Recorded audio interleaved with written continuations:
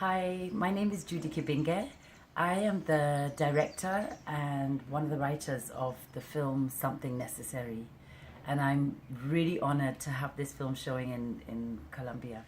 The film was made after the disputed 2007 elections that literally ripped my country apart. Everything was at a standstill for months, and it was one of the most terrifying times in our history. We made this film just a few years, just 2 or 3 years after this had happened, and it was a difficult film therefore for the cast to make, for the crew to make, for myself as a writer and director to pen down, because we were still trying to understand how we had gotten to this space.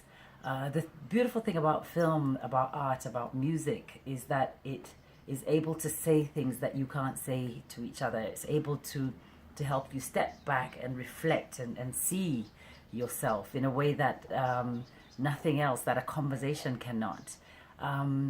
It was completed, this film, in time for just before the next elections, and it was a very difficult film for audiences to watch because it was so close to the wounds, and the wounds were still raw. Colombia is approaching the elections in 2018.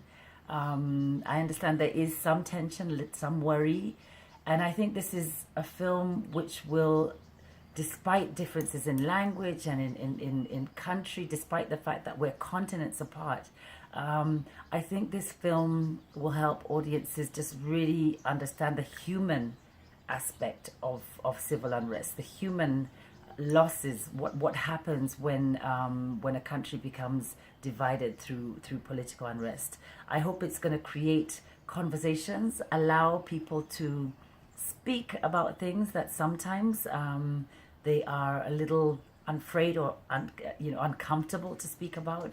The role of women in keeping the peace, the role of women in creating films or creating conversations when a country goes through incredible civil strife as we did, can't be underestimated. And therefore it's really important that we don't shy away from not just being part of conversations, but part of creating and driving conversations that keep people sane when they're losing their minds.